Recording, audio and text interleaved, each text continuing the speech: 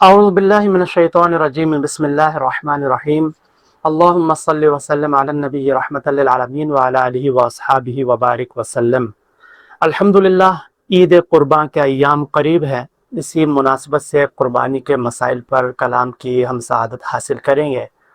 ہمارا موضوع قربانی کے مسائل ہے، لہذا سب سے پہلے ہم لفظ قربانی کے معنی و مفہوم سے اپنے کلام کا آغاز کرتے ہیں۔ لغت کے اعتبار سے ہر وہ چیز جو اللہ تبارک و تعالیٰ کی رضا، اس کے قرب، اس کی خوشنودی کو حاصل کرنے کا ذریعہ و سبب بنے، اسے قربانی کہتے ہیں۔ لیکن جب ہم شریعت کی ٹرمز میں، شریعت کی نگاہ میں لفظ قربانی کی تعریف دیکھتے ہیں تو اس کا مطلب یہ ہوتا ہے کہ مخصوص وقت میں مخصوص جانوروں کو اللہ تبارک و تعالیٰ کی رضا حاصل کرنے کی نیت کے ساتھ ذبح کرنے کا نام قربانی ہے۔ مخصوص وقت سے مراد 10، 11، 12 ذوالحجہ ہے، یہ قربانی کے ایام ہیں، اور مخصوص جانوروں سے مراد اونٹ، گائے، بکرا، بھیڑ، دمبا اور ان کی انواع ہے۔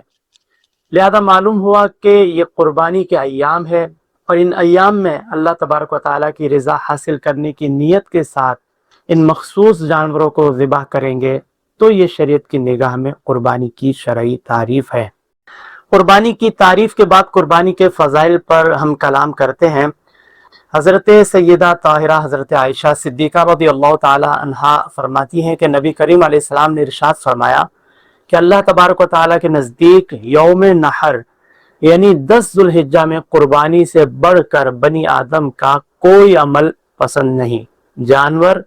یعنی جس جانور کو اس دن ذبح کیا جائے تو وہ جانور قیامت والے دن اپنے سینگوں، بالوں اور کھروں کے ساتھ آئے گا،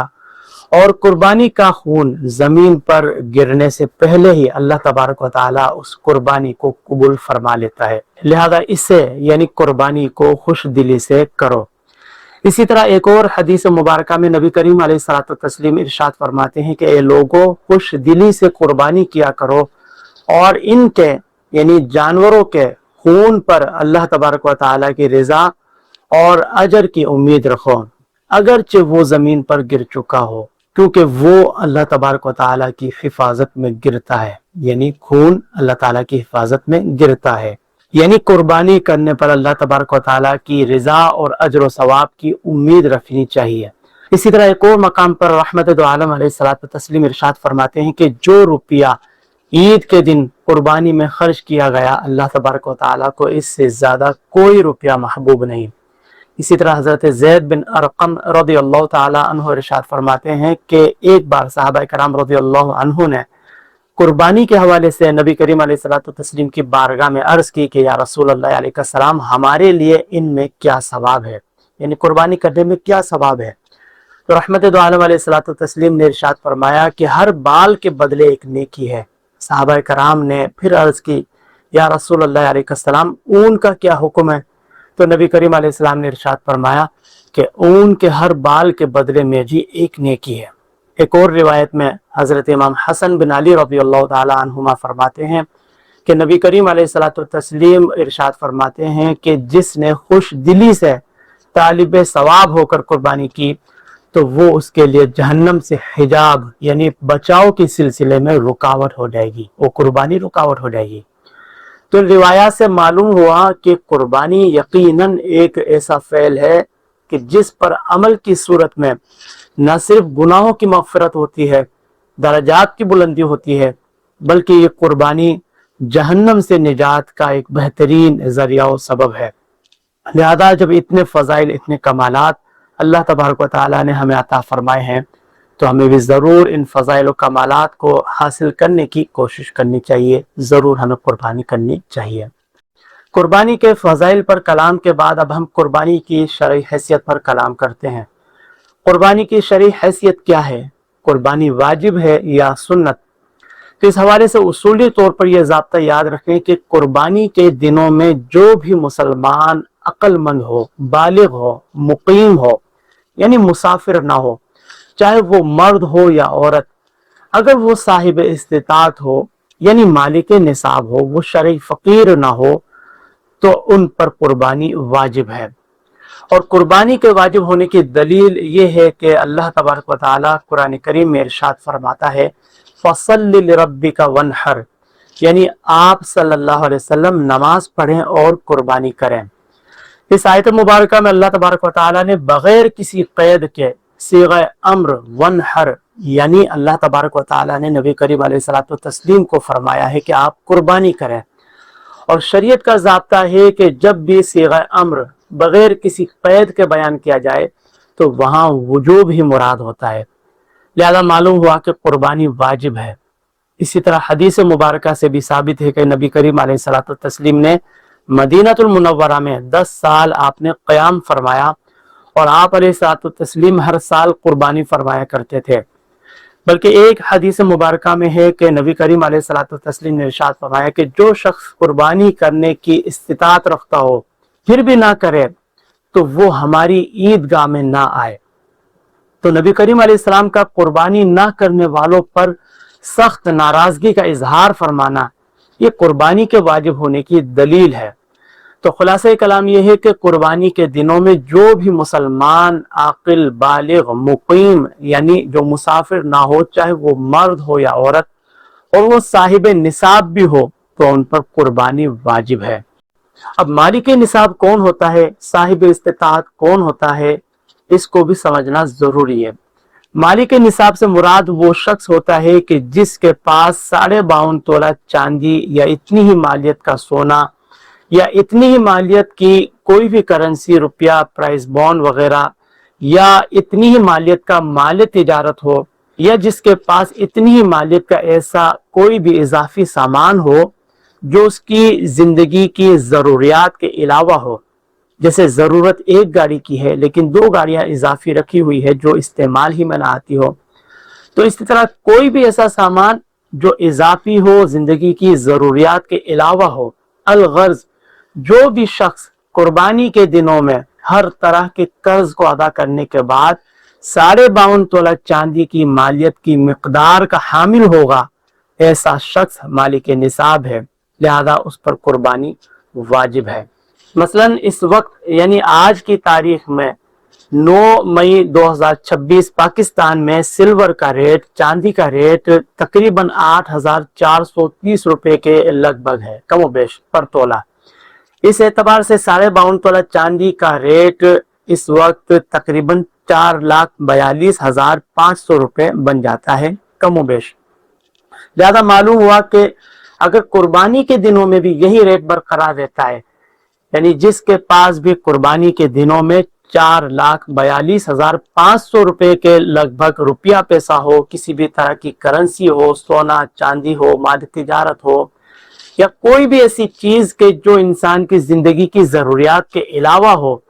چاہے اس کی قیمت، اس کی مالیت کو تنہا کاؤنٹ کیا جائے یا مختلف اشیاء کو ملا کر دیکھا جائے، تو اگر ان کی مالیت 52.5 تولہ چاندی کی مالیت کے برابر پہنچ جاتی ہے تو ایسا شخص مالک نصاب ہے، لہذا اس پر قربانی واجب ہوگی۔ مثال کے طور پر قربانی کے دنوں میں اگر کسی کے پاس صرف 1 تولہ گولڈ ہے اور اس 1 تولہ گولڈ کی قیمت اگر 52.5 تولہ چاندی کی مالیت کے برابر پہنچ رہی ہو، یا مختلف چیزیں ملا کر دیکھیں، مثلا کچھ سونا ہے، کچھ چاندی ہے،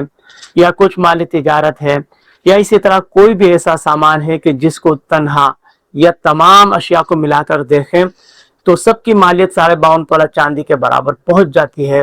تو ایسا شخص مالک نصاب ہے، لہذا اس پر قربانی واجب ہوگی۔ اسی طرح بالفرض اگر کسی کے پاس نہ تو سونا ہے، نہ چاندی ہے، نہ ہی مال تجارت، نہ ہی روپیہ پیسہ، بلکہ گھر کا ایسا اضافی سامان اس کے پاس موجود ہے کہ جو اس کی زندگی کی ضروریات کے علاوہ ہو۔ مثلا کسی کے پاس ضرورت 1 گاڑی کی ہے لیکن اس کے پاس 2 گاڑیاں ویسے ہی رکھی ہوئی ہے جو استعمال ہی میں نہ آتی ہو۔ ضرورت 1 اے سی کی ہے لیکن دوسرا اے سی ویسے ہی رکھا ہوا ہے جو استعمال ہی میں نہ آتا ہو۔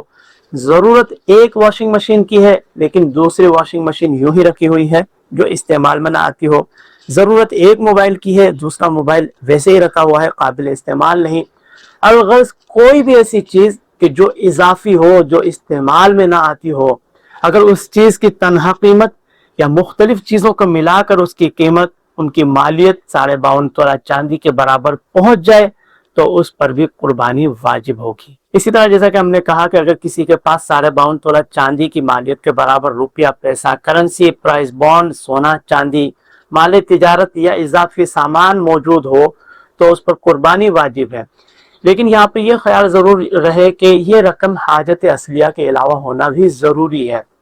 اسے اس مثال کے ذریعے سمجھتے ہیں کہ مثال کے طور پر ایک شخص کی منتھلی سیلری 5 لاکھ روپے ہے۔ اس کو جو سیلری ملتی ہے وہ مہینے کے آخر میں ختم بھی ہو جاتی ہے اور اس کے پاس مزید کوئی رقم بھی نہیں ہے، تو بظاہر تو یہ 5 لاکھ روپے 52.5 تولہ چاندی کی مالیت سے کہیں زیادہ ہے، لیکن یہ 5 لاکھ روپے اس کی زندگی کی ضروریات کا حصہ ہے، لہذا اس کا اعتبار نہ ہوگا۔ تو اب ایسا ہرگز نہیں ہے کہ عید سے 2 دن پہلے اس کو سیلری ملی اور اس پر قربانی واجب ہو جائے کہ جناب اس کے پاس تو 5 لاکھ روپے کی بڑی اماؤنٹ ہے، وہ 52.5 تولہ چاندی کے برابر پہنچ رہی ہے یا اس سے کہیں زیادہ ہو رہی ہے، نہیں، بلکہ یہ رقم اس کی زندگی کی ضروریات کا حصہ ہے۔ تو اگرچہ یہ اماؤنٹ عید کے دنوں میں اس کے پاس موجود ہے، لہذا اس پر قربانی واجب نہ ہوگی۔ ہاں اگر اس کے پاس اس حاجت اصلیہ کے علاوہ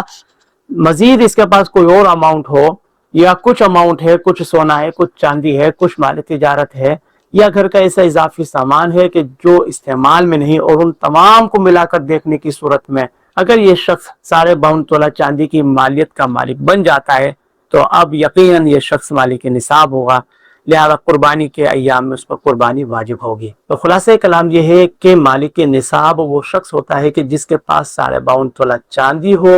یا اتنی ہی مالیت کا سونا ہو، یا اتنی ہی مالیت کا مال تجارت ہو،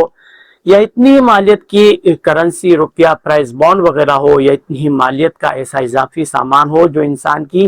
زندگی کی ضروریات کے علاوہ ہو۔ تو اگر قربانی کے ایام میں اگر کوئی اتنی مالیت کا حامل ہوگا تو اس پر قربانی واجب ہوگی، ورنہ واجب نہ ہوگی، کیونکہ ایسا شخص پھر شرعی فقیر ہوگا اور شرعی فقیر پر قربانی واجب نہیں۔ اسی طرح ایک مسئلہ یہ بھی یاد رکھیں کہ بسا اوقات انسان مالک نصاب تو ہوتا ہے لیکن اس کے پاس اس کے ہاتھ میں رقم موجود نہیں ہوتی۔ مثلا کوئی کاروباری شخص ہے لیکن اس کا سارا مال کاروبار میں لگا ہوا ہے، سارا روپیہ پیسہ کاروبار میں لگا ہوا ہے، کسی کو قرض دیا ہوا ہے، یا اور بھی کوئی ایسی صورت کی جس میں انسان مالک نصاب ہوتا ہے لیکن کیش کی صورت میں اس کے پاس رقم نہیں ہوتی۔ اسی طرح خواتین کے ساتھ بھی یہ مسئلہ ہوتا ہے کہ خواتین کے پاس سونا یا چاندی تو ہوتے ہیں لیکن کیش رقم نہیں ہوتی۔ تو قربانی کے ایام میں ایسے تمام افراد پر لازم ہے کہ وہ کسی بھی طرح قربانی کی ادائیگی کرے، چاہے کسی سے قرض لے کر ادا کرے، یا چاہے عورت اپنا زیور کو توڑ کر اسے بیچ کر قربانی کا فریضہ سر انجام دے، کیونکہ یہ مالک نصاب ہے، اور جو بھی شخص قربانی کے ایام میں مالک نصاب ہو تو اس پر قربانی واجب ہوتی ہے۔ اگر کسی نے مالک نصاب ہونے کے باوجود قربانی نہیں کی اور قربانی کے ایام ہی گزر گئے تو اب اس پر لازم ہے کہ وہ اتنی رقم صدقہ کرے۔ اس وضاحت کے بعد اب ہم قربانی کے جانوروں سے متعلق کلام کریں گے۔ سب سے پہلے تو یہ بات یاد رکھیں کہ احناف کے نزدیک، فقہ حنفی میں قربانی کی 2 صورتیں ہیں، 2 قسم کی قربانی ہیں۔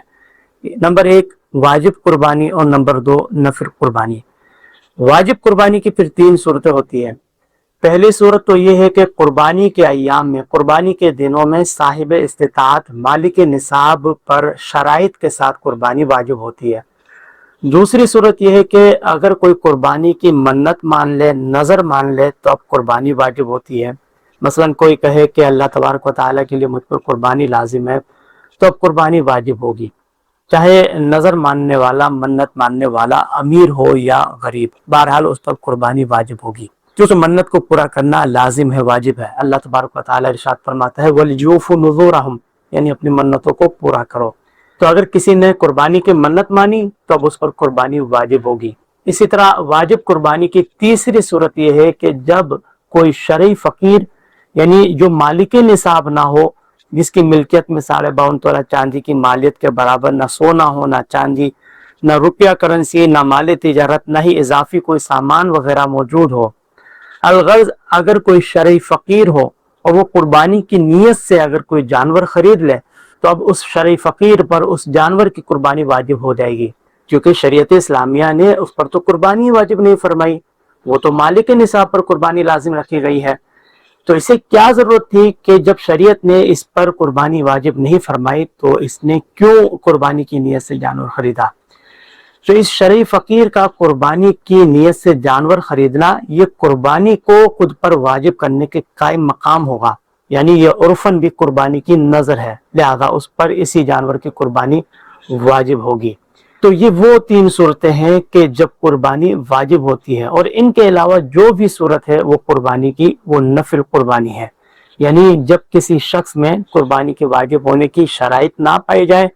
تو اب قربانی نفل میں شمار ہوگی۔ جیسے مسافر کی قربانی یہ نفل ہے، کیونکہ مسافر پر قربانی واجب ہی نہیں، لہذا اگر مسافر قربانی کرتا ہے تو اس کی یہ قربانی نفل میں شمار ہوگی۔ اسی طرح ایسا فقیر کہ جس نے نہ ہی قربانی کی منت مانی نہ ہی قربانی کی نیت سے کوئی جانور خریدا، مثلا کسی کے پاس پہلے سے موجود جانور ہے اور وہ اس کو ذبح کرتا ہے، تو اس کی اب یہ قربانی نفل میں شمار ہوگی۔ پھر اسی طرح ایک مسئلہ یہ بھی یاد رکھیں کہ قربانی کے جانور 4 طرح کے ہوتے ہیں: دمبا، بکرا، اونٹ اور گائے، اور ان جانوروں میں ان کی انواع بھی داخل ہے، لہذا نر ہو یا مادہ، خصی ہو یا غیر خصی، سب اس میں شامل ہیں، جیسے اونٹنی، بھینس، بکری، بھیڑ وغیرہ۔ معلوم ہوا کہ یہ 4 طرح کے پالتو جانور شریعت اسلامیہ کی طرف سے مقرر کردہ ہے، یعنی نبی کریم علیہ الصلوۃ والتسلیم اور آپ کے صحابہ رضی اللہ عنہم اجمعین سے ان مویشیوں، ان پالتو جانوروں کے علاوہ دیگر جانوروں کی قربانی ثابت نہیں ہے۔ لہذا معلوم ہوا کہ اگر کوئی قربانی کے دنوں میں کسی دوسرے حلال جانور کی قربانی کرتا ہے، مثلا کوئی شخص قربانی کے دنوں میں قربانی کی نیت سے جنگلی گائے کو ذبح کرتا ہے یا دیگر کسی اور حلال جانور کو ذبح کرتا ہے، جیسے ہرن، مرغی، خرگوش وغیرہ، تو وہ جانور تو حلال ہوگا لیکن اس کی قربانی ادا نہ ہوگی۔ کیوں؟ کیونکہ قربانی کے لیے ضروری ہے کہ ان پالتو اور مخصوص جانوروں کو، یعنی دمبا، بکرا، اونٹ اور گائے اور ان کے انواع کو ہی قربان کیا جا سکتا ہے۔ اب ہم جانوروں کی عمر پر کلام کرتے ہیں۔ اونٹنی کا کم از کم 5 سال کا ہونا ضروری ہے، گائے بھینس کا کم از کم 2 سال کا ہونا ضروری ہے، بکرا، بکری، دمبا یا مینڈے کا کم از کم 1 سال کا ہونا ضروری ہے۔ ان سب کی عمر زیادہ ہو تو بہتر ہے، ورنہ کم از کم جو عمریں ہم نے بیان کی ہے جانوروں کی اتنا ہونا تو ضروری ہے، ورنہ جانور کی قربانی جائز نہ ہوگی۔ ہاں، اس میں اتنا ضرور ہے کہ اگر کوئی دمبا یا بھیڑ کا 6 ماہ کا بچہ، 6 مہینے کا بچہ اتنا موٹا تازہ ہو کہ دیکھنے میں وہ سال بھر کا نظر آئے تو اس کی قربانی جائز ہے، کیونکہ حضرت ابو ہریرہ رضی اللہ تعالیٰ عنہ فرماتے ہیں کہ میں نے نبی کریم علیہ السلام کو یہ فرماتے ہوئے سنا کہ بھیڑ کے 6 ماہ کے بچے کی قربانی اچھی ہے۔ تو اس حدیث مبارکہ کی روشنی میں تمام علماء امت کا، بلکہ صحابہ کرام علیہم رضوان کا بھی اتفاق ہے کہ اگر کوئی 6 مہینے کے دمبے کی قربانی کرتا ہے جو دیکھنے میں صحت مند ہو، سال بھر کا نظر آتا ہو، تو اس کی قربانی بھی جائز ہے۔ لیکن یاد رکھیں کہ یہ اجازت صرف دمبے کے ساتھ ہی خاص ہے، یعنی اگر کوئی 6 مہینے کے بکرے یا بکری کی قربانی کرتا ہے جو اگرچہ دیکھنے میں سال بھر کا نظر آتا ہو تو ان کی قربانی جائز نہ ہوگی۔ پھر ایک مسئلہ یہ بھی یاد رکھیں کہ قربانی اللہ تبارک و تعالیٰ کی رضا اور خوشنودی کا ذریعہ و سبب ہے، لہذا اگر جانور کی اچھی طرح دیکھ بھال پر استطاعت ہو، قدرت ہو، دسترس حاصل ہو تو ضرور قربانی سے کچھ دن پہلے ہی جانور لا کر اس کی خدمت کی جائے، یہ ایک اچھا عمل ہے۔ کیونکہ حضرت یحییٰ بن سعید رضی اللہ تعالیٰ عنہ فرماتے ہیں کہ میں نے حضرت ابو امامہ بن سہل رضی اللہ تعالیٰ عنہ کو فرماتے ہوئے سنا کہ مدینہ المنورہ میں ہم قربانی کے جانوروں کو خوب موٹا کرتے تھے اور سب مسلمانوں کا یہی معمول تھا۔ معلوم ہوا کہ صحابہ کرام علیہم رضوان کا یہ معمول تھا کہ وہ اللہ تبارک و تعالیٰ کی بارگاہ میں اپنے جانوروں کو قربان کرنے سے پہلے ان جانوروں کی اچھی طرح دیکھ بھال کیا کرتے تھے، ان کی خدمت کیا کرتے تھے۔ تو ہمیں بھی چاہیے کہ ہم جس جانور کو اللہ تبارک و تعالیٰ کی راہ میں قربان کرنے جا رہے ہیں اس کو قربانی سے پہلے اچھی طرح خدمت کریں۔ صحابہ کرام رضی اللہ عنہم اجمعین کی اس سنت کو اختیار کرتے ہوئے جانور کی خوب دیکھ بھال کی جائے، اچھا خیال رکھا جائے، یقیناً یہ فعل مستحسن طریقہ اظہار قربت اور اجر و ثواب کے حصول کا بہترین ذریعہ ثابت ہوگا۔ اسی طرح ایک مسئلہ یہ بھی یاد رکھیں کہ کچھ لوگ یہ اعتراض کرتے ہیں کہ قربانی کے دنوں میں قربانی ہی کیوں کی جائے، اتنی رقم کسی غریب کو صدقہ کر دی جائے۔ تو اس قسم کے اعتراضات در حقیقت دین سے دوری کا نتیجہ ہے۔ قربانی یہ ایک ایسا بہترین عمل ہے کہ جس کے بارے میں حضرت سیدہ طاہرہ حضرت عائشہ صدیقہ رضی اللہ تعالیٰ عنہا سے روایت ہے کہ نبی کریم علیہ السلام نے ارشاد فرمایا کہ اس دن میں، یعنی قربانی کے دن میں، اللہ تبارک و تعالیٰ کے نزدیک خون بہانے سے بڑھ کر، یعنی قربانی کے جانور کا خون بہانے سے بڑھ کر بنی آدم کا کوئی عمل اللہ تبارک و تعالیٰ کو پسند نہیں۔ اسی طرح نبی کریم علیہ السلام مزید ارشاد فرماتے ہیں کہ جو روپیہ عید کے دن قربانی میں خرچ کیا گیا، اللہ تبارک و تعالیٰ کو اس سے زیادہ کوئی روپیہ محبوب نہیں۔ تو ان دونوں روایات سے معلوم ہوا کہ قربانی کے دنوں میں رقم صدقہ کرنے سے بھی افضل جانور ذبح کرنے کا عمل ہے۔ اگر بالفرض اس دن کو بھی، یعنی قربانی کے دنوں میں بھی صدقہ و خیرات کرنا افضل مانا جائے، تو اس میں سب سے بڑی قواعد تو یہ لازم آئے گی کہ قربانی جو شعائر اسلام میں سے ہے، تو اس شعائر اسلام کا چھوڑ دینا لازم آئے گا۔ اسی طرح اگر ہم غور کریں تو عقلاً بھی یہ بات سمجھ آتی ہے کہ قربانی کے لیے شریعت اسلامیہ نے ان دنوں کو مقرر فرمایا ہے، 10، 11، 12 ذوالحجہ کو مقرر فرمایا ہے، جبکہ صدقہ و خیرات کے لیے کوئی خاص دن مقرر نہیں۔ انسان کسی بھی دن صدقہ و خیرات کر سکتا ہے۔ معلوم ہوا کہ قربانی کے دنوں میں قربانی ہی کی جائے۔ ہاں، اگر کوئی شخص صاحب استطاعت ہو، صاحب ثروت ہو، قربانی کے ساتھ ساتھ صدقات کا بھی اہتمام کریں تو یہ بہت اچھی بات ہے۔ پھر ایک مسئلہ یہ بھی یاد رکھیں کہ نبی کریم علیہ الصلوۃ والتسلیم ارشاد فرماتے ہیں کہ بے شک اللہ تبارک و تعالیٰ کے نزدیک سب سے افضل وہ قربانی ہے کہ جو سب سے قیمتی اور سب سے زیادہ عمدہ ہو۔ اس حدیث مبارکہ سے معلوم ہوا کہ اللہ تبارک و تعالیٰ کی راہ میں بہترین جانور قربان کرنا یہ افضل عمل ہے۔ اگرچہ کمزور جانور کی قربانی بھی جائز ہوگی، لیکن جو شخص بھی اللہ تبارک و تعالیٰ کی راہ میں بہترین جانور قربان کرنے کی استطاعت رکھتا ہو تو اسے چاہیے کہ وہ ضرور اچھے سے اچھا جانور ذبح کرے۔ ایسا نہ ہو کہ بس صرف قربانی کا وجوب سر سے اتارنے کی نیت سے سستے سے سستا جانور خریدے، کمزور ترین جانور لا کر ذبح کیا جائے، یہ صحیح نہیں، بلکہ خوبصورت، فربا، صحت مند بڑے جانور کی قربانی یہ افضل عمل ہے۔ ہاں، پھر اس میں اتنا ضرور ہے کہ جب انسان بہترین جانور ذبح کرنے کا ارادہ رکھتا ہو تو اپنے قلب پر وارد ہونے والی کیفیات کا محاسبہ ضرور کرے، جائزہ ضرور لیتا رہے۔ کہیں ایسا تو نہیں کہ لوگوں کو دکھانے کی غرض سے، لوگوں کی واہ واہ، لوگوں کی داد سمیٹنے کی نیت سے خوبصورت اعلیٰ ترین قیمت کا جانور ذبح کیا جا رہا ہے۔ اگر اس قسم کی کبھی نیت ہے، کبھی سوچ ہے، تو ضرور اس سے چھٹکارا حاصل کیا جائے، کیونکہ یہ عمل یعنی ریاکاری نہ صرف فعل حرام بلکہ قربانی کے ثواب کے ضائع کرنے کا بھی سبب ہے۔ کیونکہ اللہ تبارک و تعالیٰ فرماتا ہے کہ اے ایمان والو، اپنے صدقات کو احسان جتا کر، اذیت پہنچا کر اس شخص کی طرح ضائع نہ کرو کہ جو لوگوں کو دکھانے کے لیے مال خرچ کرتا ہے۔ لہذا ایسے موقع پر ہر شخص اپنا محاسبہ کرتے ہوئے خالصتاً اللہ تبارک و تعالیٰ کی رضا، اس کی خوشنودی کے پیش نظر قربانی کریں۔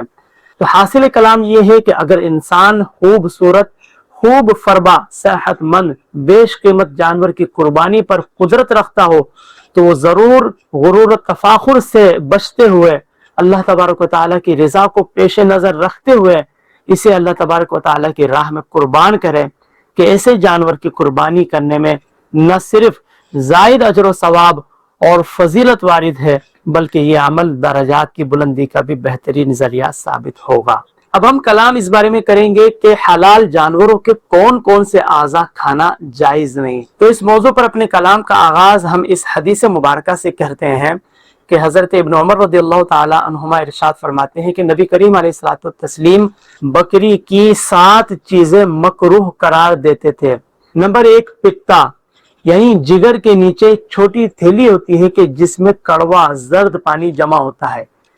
اور نمبر 2، مسانہ، یعنی پیشاب جمع ہونے کی جگہ۔ نمبر 3 اور 4، نر اور مادہ کی شرمگاہ۔ نمبر 5، خصیتین، جسے عرف عام میں کپوروں سے تعبیر کیا جاتا ہے۔ نمبر 6، غدود، یعنی جانوروں کی گردن حلق چربی میں سرخ مٹیالے رنگ کی گلٹیاں ہوتی ہے۔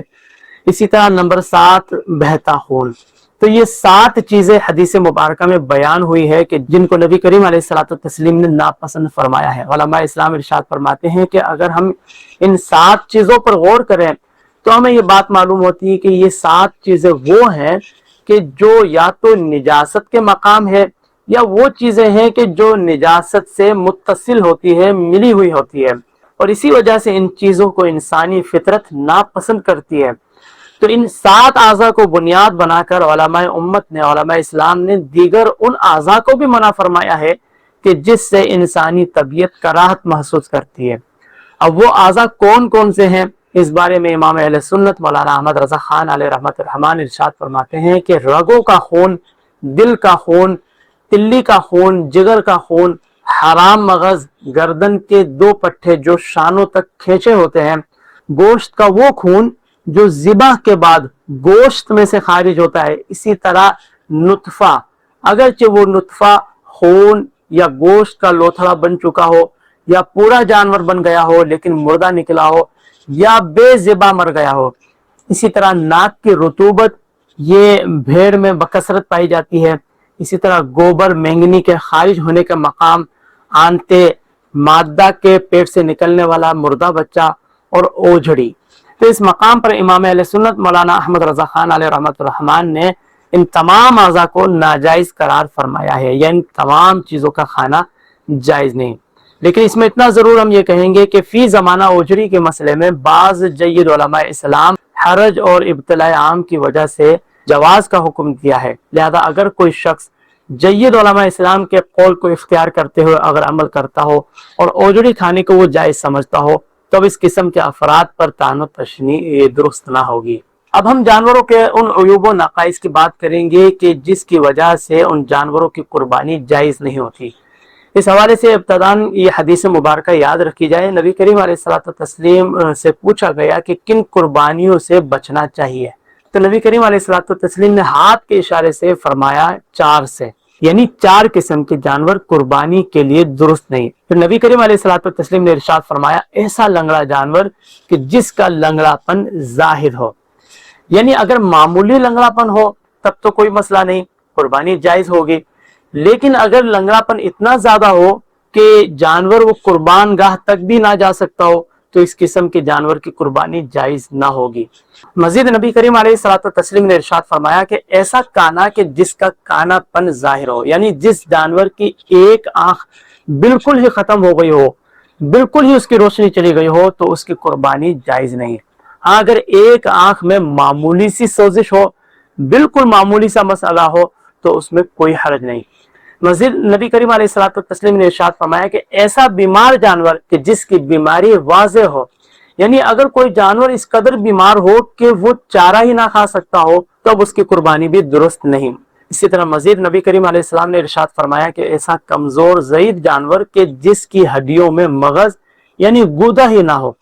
تو اب اس کی قربانی بھی درست نہیں، یعنی اس قدر کمزور جانور کہ جس کی ہڈیوں میں مغز یعنی گودا ہی نہ ہو اور اس وجہ سے وہ کھڑا بھی نہ رہ سکتا ہو تو اب اس طرح کے جانور کی قربانی بھی جائز نہیں۔ تو خلاصہ کلام یہ ہے کہ یہ وہ 4 ایسے عیوب ہیں کہ جو حدیث مبارکہ میں بیان کیے گئے ہیں، یعنی جانور کا لنگڑا پن، اس کا کانا پن، اس کی بیماری واضح طور پر نظر آتی ہو، اسی طرح اگر جانور کمزور و ضعیف ہو کہ اس کی ہڈیوں میں مغز یعنی گودا ہی نہ ہو تو اس قسم کے جانور کی قربانی صحیح نہیں۔ اگرچہ حدیث مبارکہ میں یہ 4 عیب بیان کیے گئے ہیں لیکن علماء اسلام نے ان 4 عیوب و نقائص پر قیاس کرتے ہوئے مزید کچھ ایسے عیب بھی بیان فرمائے ہیں کہ جو انہی عیبوں کی طرح ہے جو حدیث مبارکہ میں بیان ہوئے ہیں یا اس سے بھی بڑھ کر ہے۔ اس سلسلے میں علماء اسلام نے جانوروں کے عیب کے سلسلے میں یہ ضابطہ بیان فرمایا ہے کہ ایسے کسی بھی جانور کی قربانی جائز نہیں کہ جس میں ایسا عیب پایا جائے کہ جو جانور کے فوائد یا اس کی خوبصورتی کو مکمل طور پر زائل کر دے، ختم کر دے۔ اگر تھوڑا بہت عیب ہو تو قربانی ہو جائے گی لیکن مکروہ ہوگی، لیکن اگر جانور میں زیادہ عیب پایا جائے کہ جس کی وجہ سے جانور کے فوائد یا اس کی خوبصورتی مکمل طور پر ختم ہو جائے تو ایسے جانور کی قربانی جائز نہیں۔ جیسے حدیث مبارکہ میں کانے جانور کی قربانی سے منع کیا گیا ہے، یعنی جس کی ایک آنکھ نہ ہو تو اس کی قربانی جائز نہیں، لہذا معلوم ہوا کہ جس کی دونوں آنکھیں نہ ہو یعنی ایسا جانور کہ جو اندھا ہو تو اس کی قربانی بدرجہ اولا جائز نہ ہوگی۔ اسی طرح حدیث مبارکہ میں لنگڑے جانور کی قربانی سے منع کیا گیا ہے، لہذا معلوم ہوا کہ ایسا جانور کہ جس کی ٹانگ ہی نہ ہو، کٹی ہوئی ہو تو اس کی قربانی بھی بدرجہ اولا جائز نہ ہوگی۔ اسی طرح ایسا لنگڑا جانور کہ جو قربان گاہ تک جا ہی نہ سکتا ہو، چل ہی نہ سکتا ہو تو اس کی قربانی بھی صحیح نہیں۔ جس جانور کی ہڈیوں میں مغز ہی نہ ہو، گودا ہی نہ ہو تو اس کی قربانی بھی جائز نہیں۔ اسی طرح جس جانور کے دانت ہی نہ ہو یا اکثر دانت نہ ہو تو اس کی قربانی بھی جائز نہیں۔ البتہ اگر جانور کے اکثر دانت ہو اور جانور چارہ کھا سکتا ہو تو اس کی قربانی جائز ہوگی۔ اسی طرح جس جانور کے پیدائشی کان نہ ہو تو اس کی قربانی بھی جائز نہیں۔ ہاں اگر بالکل چھوٹے کان ہو تو اس کی قربانی جائز ہے۔ اسی طرح جس بکری کا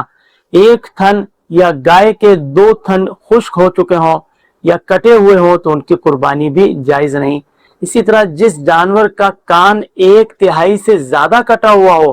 تو اس کی قربانی بھی جائز نہیں۔ ہاں اگر 1/3 سے کم کٹا ہوا ہو تو قربانی جائز ہے۔ لہذا معلوم ہوا کہ جس جانور کے کان میں سوراخ ہو یا ایک سے زیادہ سوراخ ہو یا چیرا لگا ہوا ہو یا پھٹا ہوا ہو، الغرض ان تمام صورتوں میں ان تمام سوراخوں کی مقدار اگر 1/3 سے کم ہو تو قربانی جائز ہے، اور اگر 1/3 سے زیادہ ہو تو قربانی جائز نہ ہوگی۔ یہی حکم جانور کی دم اس کی چکی کا ہے۔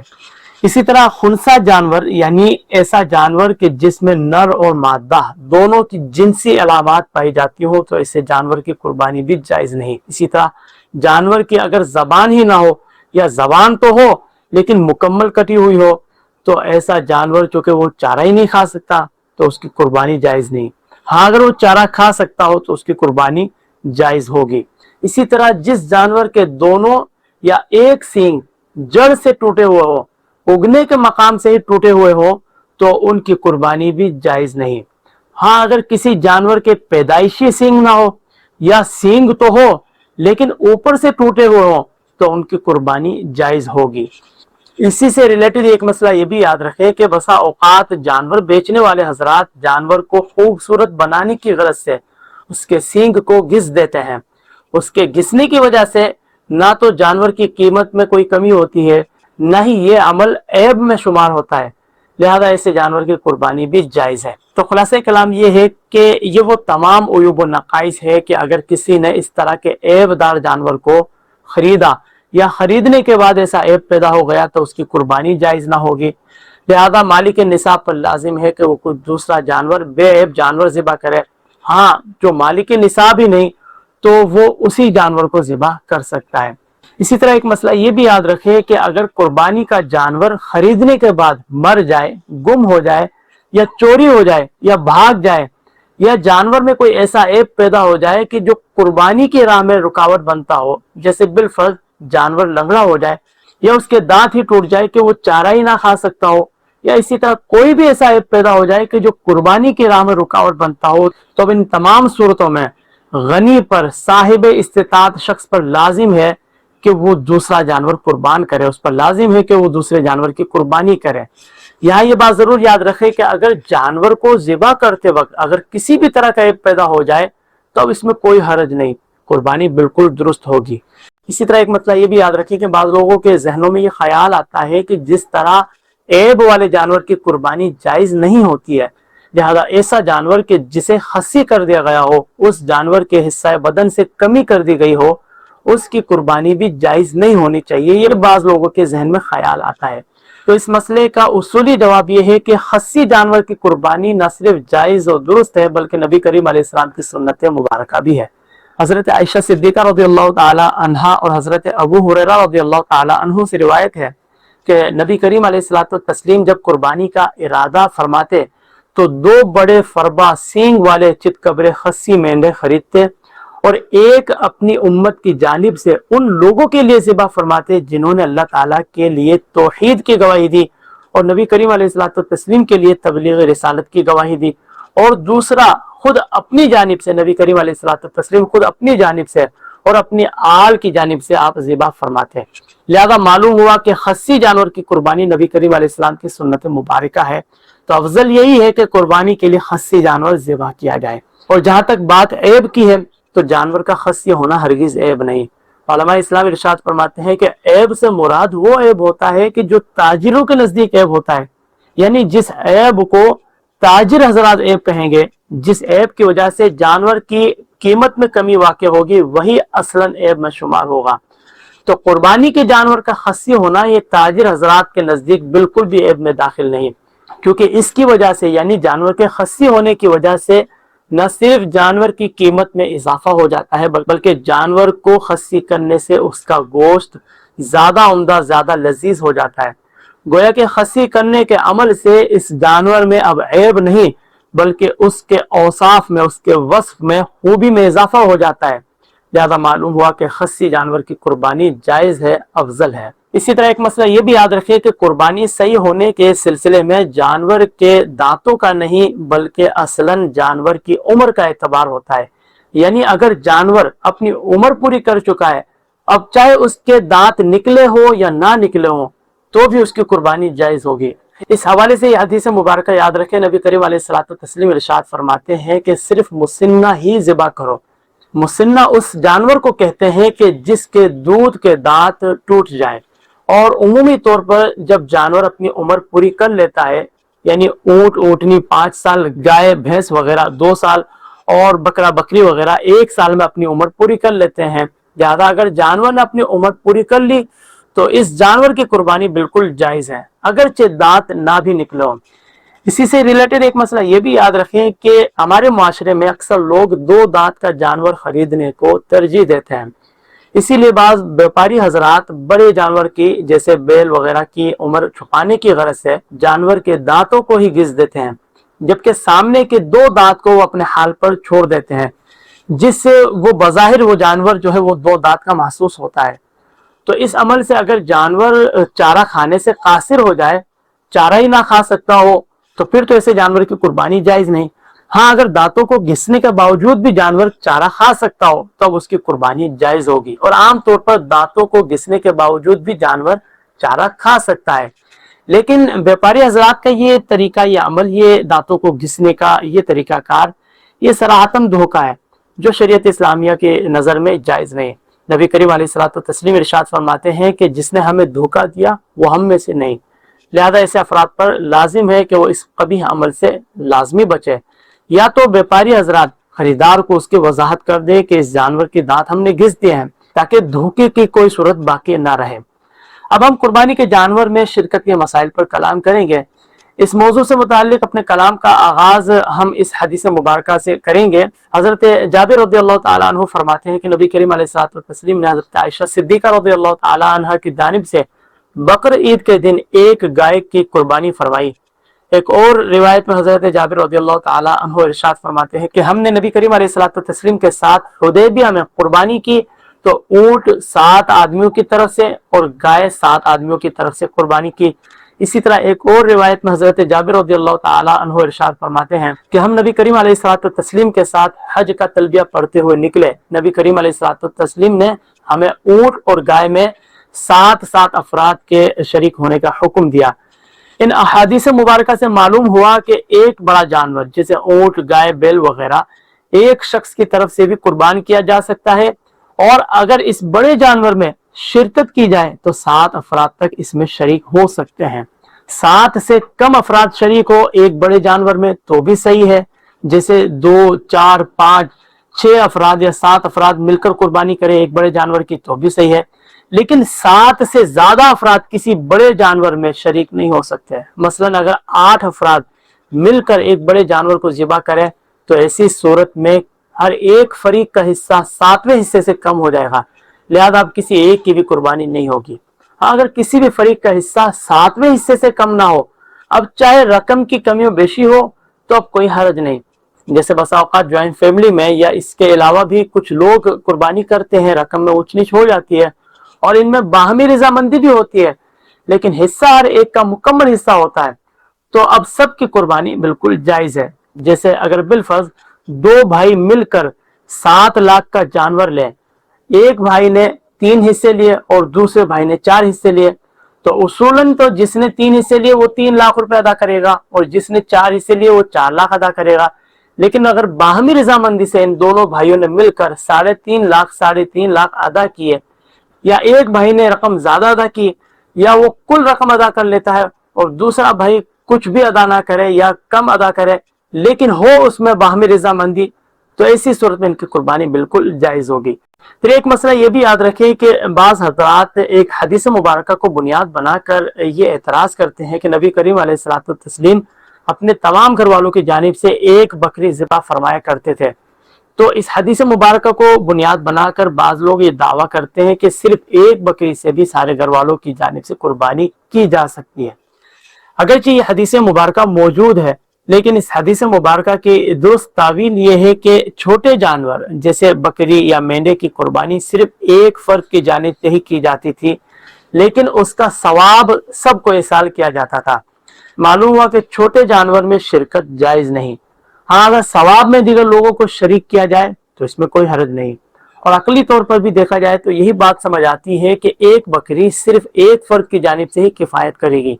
زیادہ کی طرف سے کفایت نہیں کرے گی۔ حضرت عبداللہ ابن عباس رضی اللہ تعالیٰ عنہما فرماتے ہیں کہ ایک شخص نبی کریم علیہ الصلوۃ والتسلیم کی خدمت میں حاضر ہوتا ہے اور عرض کرتا ہے کہ میرے ذمے ایک اونٹ کی قربانی ہے، میں استطاعت بھی رکھتا ہوں لیکن مجھے خریدنے کے لیے اونٹ نہیں مل رہا۔ تو نبی کریم علیہ الصلوۃ والتسلیم نے انہیں حکم ارشاد فرمایا کہ وہ 7 بکریاں خریدیں اور انہیں ذبح کریں۔ اس حدیث مبارکہ سے بھی ثابت ہوا کہ ایک بکری ایک کی جانب سے کفایت کرے گی، کیونکہ اگر ایک بکری زیادہ افراد کے سلسلے میں کافی ہوتی تو نبی کریم علیہ الصلوۃ والتسلیم ان صحابی کو صرف ایک بکری ذبح کرنے کا آپ حکم ارشاد فرماتے ہیں، لیکن اس مقام پر نبی کریم علیہ الصلوۃ والتسلیم نے ان صحابی کو اونٹ کے بدلے 7 بکریاں ذبح کرنے کا آپ نے حکم ارشاد فرمایا ہے۔ تو خلاصہ کلام یہ ہے کہ چھوٹا جانور جیسے بکری وغیرہ صرف ایک فرد کی طرف سے ہی قربان کی جا سکتی ہے، بقیہ دیگر افراد کو ثواب میں شامل کیا جا سکتا ہے۔ ہاں بڑے جانور میں جیسے گائے، اونٹ، بیل وغیرہ میں 7 افراد تک اس میں شرکت کی جا سکتی ہے۔ اسی طرح ایک اہم مسئلہ یہ بھی یاد رکھیں کہ آج کل جانور کو وزن کے حساب سے خریدنے اور بیچنے کا طریقہ بہت عام ہو چکا ہے۔ اس مسئلے میں علماء اسلام کی مختلف آراء پائی جاتی ہے۔ امام اعظم ابو حنیفہ علیہ رحمہ کے نزدیک زندہ جانور کو وزن کے حساب سے فروخت کرنا یہ درست نہیں، کیونکہ زندہ جانور کا مکمل وزن پہلے سے معلوم نہیں ہوتا، اور جب وزن واضح ہی نہیں تو قیمت میں بھی ابہام باقی رہے گا، جس کی وجہ سے بعد میں جھگڑے اور نزاع کا اندیشہ پیدا ہو سکتا ہے۔ اسی لیے امام اعظم ابو حنیفہ علیہ رحمہ نے اس قسم کی خرید و فروخت کو آپ نے ناجائز قرار فرمایا ہے۔ البتہ صاحبین یعنی امام اعظم ابو حنیفہ علیہ رحمہ کے شاگرد حضرت امام ابو یوسف اور حضرت امام محمد رحمہم اللہ، آپ دونوں فرماتے ہیں کہ اس قسم کے معاملے میں اصل اعتبار باہمی رضامندی اور نزاع کے ختم ہونے کا ہے۔ اگرچہ جانور کو تولنے سے پہلے اس کی مکمل قیمت واضح معلوم نہیں ہوتی، لیکن جب جانور کو وزن کر لیا جاتا ہے تو اس کا وزن اور قیمت دونوں متعین ہو جاتے ہیں۔ لہذا جب خریدار اور فروخت کرنے والا دونوں اس معاملے پر راضی ہو اور جھگڑے کی کوئی صورت باقی ہی نہ رہے تو ایسی صورت میں خرید و فروخت بالکل درست ہوگی۔ اور ہمارے زمانے میں بھی عموماً یہی صورتحال رائج ہوتی ہے کہ دونوں فریق باہمی رضامندی سے معاملہ کرتے ہیں اور اس میں نزاع بھی باقی نہیں رہتا، جھگڑا بھی باقی نہیں رہتا، لہذا وزن کے حساب سے خرید و فروخت کرنا جانور کی یہ بالکل جائز ہے۔ پھر ایک مسئلہ یہ بھی یاد رکھیں کہ بسا اوقات ہم اپنی قربانی کے سلسلے میں کسی کو وکیل بناتے ہیں کہ آپ ہماری طرف سے قربانی کا فریضہ سر انجام دیں، تو ایسی صورت میں اگر وکیل یعنی جسے قربانی کا وکیل مقرر کیا گیا ہو اور موکل یعنی جس کی طرف سے قربانی کی جا رہی ہو، تو اگر وکیل اور موکل ان دونوں کے ممالک میں، ان دونوں کے ملکوں میں مماثلت پائی جائے، دونوں طرف قربانی کے ایام ہو، پھر تو کوئی مسئلہ نہیں، قربانی بالکل جائز ہے۔ مثلا میں پاکستان میں رہتے ہوئے پاکستان ہی میں کسی کو اپنی قربانی کا میں وکیل بناتا ہوں، جیسے ہمارے معاشرے میں مختلف تنظیمات بطور وکالت یہ فریضہ سر انجام دیتی ہے، قربانیاں کرتی ہے، تو اس صورت میں چونکہ دونوں طرف قربانی کے ایام ہوتے ہیں لہذا یہ قربانی بالکل جائز ہے۔ لیکن اس کے برعکس اگر میں کسی اور ملک میں کسی کو قربانی کا وکیل بناؤں کہ جہاں پر ابھی قربانی کے دن شروع ہی نہیں ہوئے، یا وہاں پر تو قربانی کا ایام شروع ہو چکے ہوں لیکن جہاں پر میں موجود ہوں وہاں قربانی کا ایام نہیں آئے، تو اس صورت میں قربانی ادا نہ ہوگی۔ تو خلاصہ کلام یہ ہے کہ قربانی کے جائز ہونے کی فقط یہی ایک صورت ہے کہ وکیل اور موکل دونوں کے قربانی کے ایام میں مماثلت ہو، دونوں جگہوں پر، دونوں مقامات پر قربانی کے ایام جاری ہو۔ اگر کسی ایک کے ملک میں ایام نحر نہ ہوئے تو قربانی ادا نہ ہوگی۔ پھر ایک بات یہ بھی یاد رکھے کہ قربانی کے 3 دن ہیں، 10، 11، 12 ذوالحجہ، اور سب سے افضل دن پہلا دن ہے۔ حضرت علی رضی اللہ تعالی عنہ فرمایا کرتے تھے کہ ایام نحر 3 दिन है और इन 3 दिनों में सबसे अफजल पहला दिन है। और यही हज़रत इब्न अब्बास, हज़रत इब्न उमर रज़ियल्लाहु अन्हुम अजमाइन का भी कौल है। इन अक़वाल सहाबा से एक बात ये मालूम हुई कि अगर माकूल उज़्र ना हो तो पहले दिन ही कुर्बानी की जाए, क्योंकि पहले दिन का सवाब दूसरे दिनों के मुकाबिल ज़्यादा है। लेकिन आज हमारे मुआशरे पर अगर हम निगाह दौड़ाएं तो हमें बेशुमार ऐसे अफराद नजर आएंगे कि जो गैर माकूल आज़ार की बुनियाद पर या जानवर की कीमत की कमी की वजह से या सुस्ती और गफलत की वजह से पहले दिन कुर्बानी नहीं करते, और इस तरह पहले दिन के कुर्बानी का जो अजर सवाब होता है वो उससे महरूम रह जाते हैं। जबकि मोमिन की शान तो ये है कि वो नेकियों के सिलसिले में हरीस होता है। लिहाजा इस बारे में जरूर गौर व फिक्र करना चाहिए। लिहाजा हर मुमकिन कोशिश की जाए कि पहले दिन ही कुर्बानी की जाए। हाँ, अगर माकूल आज़ार हो तो दूसरे दिनों में भी कुर्बानी कर सकते हैं। फिर इसी के ज़िम्न में एक बात ये भी याद रखें कि कुछ लोग ईद के चौथे दिन भी कुर्बानी करते हैं, तो ये तरीका सही नहीं। ईद के चौथे दिन कुर्बानी जायज़ नहीं। कुर्बानी सिर्फ अय्याम नहर में है, और अय्याम नहर हमारे नज़दीक, अहनाफ के नज़दीक 3 दिन है। नबी करीम अलैहिस्सलातु तस्लीम इरशाद फरमाते हैं, अय्यामुन नहर सलाता अफज़लुहा अव्वलुहा। नबी करीम अलैहिस्सलाम इरशाद फरमाते हैं कि अय्याम नहर 3 दिन है और इनमें सबसे अफजल पहला दिन है। इसी तरह हज़रत अली रज़ियल्लाहु ताला अन्हु भी फरमाया करते थे कि अय्याम नहर 3 दिन है और इन 3 दिनों में सबसे अफजल पहला दिन है। और यही बात हज़रत इब्न अब्बास, हज़रत इब्न उमर रज़ियल्लाहु अन्हुम अजमाइन से भी साबित है। इस तमाम गुफ्तगू से ये बात मालूम हुई कि कुर्बानी के सिर्फ 3 दिन हैं, 10, 11 और 12 ज़ुल्हिज्जा। जैसे ही तीसरे दिन का सूरज गुरूब होगा अय्याम नहर भी खत्म हो जाएंगे। लिहाजा अब अगर कोई कुर्बानी करता है तो कुर्बानी अदा ना होगी, यानी कुर्बानी का वजूब साबित ना होगा। अब हम कुर्बानी की खालो, रस्सी, हार वगैरह का हुक्म बयान करेंगे, लेकिन इससे पहले ये हदीस मुबारक याद रखें। हज़रत अली रज़ियल्लाहु ताला अन्हु फरमाते हैं कि मुझे नबी करीम अलैहिस्सलातु तस्लीम ने हुक्म दिया कि आपकी कुर्बानी के ऊँटों का इंतजाम करूं और इनके गोश्त, खालें और झोलें, यानी वो कपड़ा जो कुर्बानी के जानवरों पर डाला जाता है। तो नबी करीम अलैहिस्सलाम ने हुक्म इरशाद फरमाया कि इन चीजों को खैरात कर दो, और ये कि इनमें से कसाई को कुछ ना दूं। फरमाया कि हम कसाई को अपने पास से उजरत देंगे। तो इस रिवायत से मालूम होता है कि कुर्बानी की खालें, इसी तरह कुर्बानी के जानवर की रस्सी, झोल, गले में डाले जाने वाला हार, घंटी, घुंघरू वगैरह, जितनी भी चीजें जानवरों के साथ आई हो या जानवर के लिए खरीदी गई हो, तो उन तमाम चीजों का हुक्म वही है कि जो कुर्बानी के गोश्त का हुक्म है। यानी जिस तरह कुर्बानी के गोश्त को इंसान बेच नहीं सकता बल्कि खुद इस्तेमाल कर सकता है, अमीर और गरीब हर एक को दिया जा सकता है, इसी तरह कुर्बानी की खाल, रस्सी, घंटी, हार और दीगर चीजों का भी यही हुक्म है कि इनको अपनी जात के लिए नहीं बेच सकते बल्कि इन तमाम चीजों को सदका करने का हुक्म है। यानी हर तरह के नेक काम में इन्हें खर्च कर सकते हैं, मसाजिद में भी लगा सकते हैं, मदारिस में भी, अमीर हो या गरीब किसी को भी इसे सदका कर सकते हैं, क्योंकि ये सदकात नाफिला में है और सदकात नाफिला हर एक पर खर्च किया जा सकता है। अलबत्ता अगर किसी ने जानवर की खाल, रस्सी या दीगर चीजों को बेचा तो अब ये रकम खुद इस्तेमाल नहीं कर सकते बल्कि लाजिम है कि इस रकम को सदका किया जाए। हाँ, अगर कोई शख्स इन चीजों को यानी कुर्बानी की खाल या कुर्बानी के जानवर की रस्सी और दीगर चीजों को इंसान बेचे बगैर बेआईन ही इस्तेमाल करना चाहे, जैसे इसकी खाल को बाकी रखते हुए या किसी भी चीज को बाकी रखते हुए अपने काम में, अपने इस्तेमाल में लाना चाहे, जैसे अगर कोई शख्स जानवर की खाल को जाए नमाज बना दे, कोट, टोपी, मशकीजा या दस्तरखान बना दे, या मौसम सरमा में बैठने के सिलसिले में चादर, चटाई वगैरह बना दे,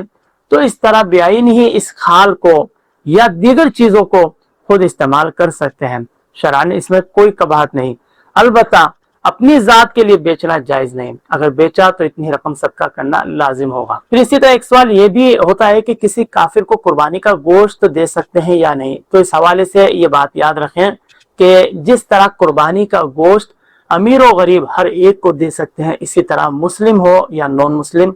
हर एक को कुर्बानी का गोश्त दिया जा सकता है। अफजल औला तो यही है कि अगर कोई मुसलमान जरूरतमंद हो तो पहले उसका लिहाज रखा जाए, उसे दिया जाए। लेकिन अगर कोई इसके बरअक्स भी करता है, यानी किसी काफिर को कुर्बानी का गोश्त देता है, मसलन पड़ोस में कोई नॉन मुस्लिम रहता हो, काफिर रहता हो, या ऐसा कोई वर्कर कि जो नॉन मुस्लिम हो और वो तंग दस्त हो, मोहताज भी हो, तो उनको भी दे सकते हैं। लेकिन पहली तरजीह यही होनी चाहिए कि अपने मुसलमान भाई को जो जरूरतमंद हो उनको कुर्बानी का गोश्त तकसीम किया जाए। अब हम कुर्बानी से मुताल्लिक चंद मुस्तहब्बात जिक्र करेंगे। पहला अमल मुस्तहब ये है कि सबसे पहले दिन कुर्बानी की जाए। इसी तरह खूबसूरत सेहतमंद बड़े जानवर की कुर्बानी मुस्तहब है। इसी तरह कुर्बानी से पहले जानवर की देखभाल, पालना, उसकी खिदमत करना ये भी मुस्तहब है। इसी तरह खस्सी जानवर की कुर्बानी ये भी अफजल है। इसी तरह दिन के वक्त में कुर्बानी करना ये भी मुस्तहब है। इसी तरह खुद जानवर ज़िबा करना ये भी मुस्तहब है।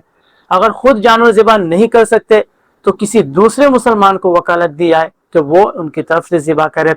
इसी तरह जानवर ज़िबा करते वक्त उसका क़िबला रू होना भी मुस्तहब है। इसी तरह सियाह और सफ़ेद रंगत और सींगों वाला मेंढा कुर्बान करना ये भी मुस्तहब है। इसी तरह जानवर में मामूली सा भी ऐब ना हो ये भी मुस्तहब है। कुर्बानी करने वाले का खुद अपनी कुर्बानी का गोश्त खाना भी मुस्तहब है। इसी तरह गोश्त के 3 हिस्से करते हुए एक हिस्सा सदका करना, एक हिस्सा रिश्तेदारों की, मेहमानों की जियाफत के लिए रखना, जबकि एक हिस्सा अपने घर के लिए रखना ये भी मुस्तहब है। हाँ, अगर कोई फिल वक्त मालदार ना हो तो अब अफजल ये है कि सारा गोश्त वो अपने घर वालों के लिए रख सकता है, क्योंकि दूसरों की हाजत के मुकाबिल इसके अपने अहले खाना की हाजत मुकद्दम है। इसी तरह जब तक जानवर ज़िबा ना हो तब तक हर एक के लिए कुछ ना खाना और ज़िबा होने के बाद कलेजी या गोश्त से खाने की इब्तिदा करना भी मुस्तहब है। तो ये तमाम वो उमूर है कि जिन पर अमल करना अमल मुस्तहब है, और अगर कोई इसके बरअक्स भी करता है तो भी वो काबिल गिरफ्त गुनाहगार ना होगा। इसी तरह एक मसला ये भी याद रखें कि कुर्बानी करने वाले और कुर्बानी ना करने वाले दोनों का यकम ता 10 जुल्हिज्जा तक बाल और नाखून ना काटना बल्कि ईद के दिन काटना ये बेहतर है, बशर्ते कि किसी शरई हुक्म की मुखालफत खिलाफ वर्जी लाजिम ना आती हो। मिसाल के तौर पर अगर किसी शख्स ने बाल और नाखून 1 महीने से भी पहले काटे थे, अब अगर वो इन 10 दिनों में भी अगर बाल और नाखून ना काटेगा तो यकीनी बात है कि इसके हक में 40 दिन से तजावुज कर जाएंगे, जबकि हुक्म शरा तो ये है कि 40 दिन की नौबत ही ना आए। लिहाजा फिर ऐसे अफराद पर लाजिम है कि वो 40 दिन से पहले पहले बाल और नाखून को काटे, चाहे इनका ये काटना यकम ता 10 जुल्हिज्जा के दरमियान ही क्यों ना हो। तो खुलासा कलाम यह है कि मुस्तहब्बात पर अमल करना यकीनन खुश आइंद है। अगर उन पर अमल किया जाए तो बहुत अच्छा है कि सवाब का तरत्तुब होगा, और अगर नहीं किया तो कोई गुनाह भी ना होगा। अब हम ज़िबा से मुताल्लिक चंद लायके तवज्जो उमूर पर कलाम करेंगे। जानवर पर छुरी फेरते वक्त छुरी पर हाथ रखने वाले तमाम अफराद पर बिस्मिल्लाह अल्लाहु अकबर पढ़ना वाजिब है,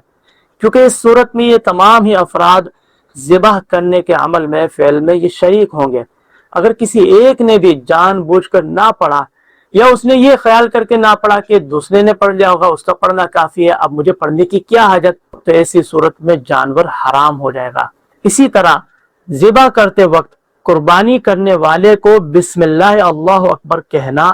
पढ़ना ये ज़रूरी है। नियत की दुआ पढ़ना लाजिम नहीं, बल्कि अल्लाह तबारक व तआला के नाम से जानवर को ज़िबा करना ये लाजिम है। इसी तरह बिस्मिल्लाह अल्लाहु अकबर ये दिल में पढ़ना काफ़ी नहीं होगा, बल्कि ज़बान से तलफ़ुज़ की अदायगी ये भी ज़रूरी है, लिहाजा ज़बान से पढ़ा जाए। बल्कि अगर जानवर कसाई से ज़िबा करवाया जा रहा हो तो उसे कुछ बुलंद आवाज़ से बिस्मिल्लाह अल्लाहु अकबर पढ़ने की तलकीन करे, ताकि किसी किस्म का शुबा बाकी ना रहे। इसी तरह अगर बवक्त ज़िबा करते वक्त बिस्मिल्लाह अल्लाहु अकबर पढ़ना ही अगर कोई शख्स भूल गया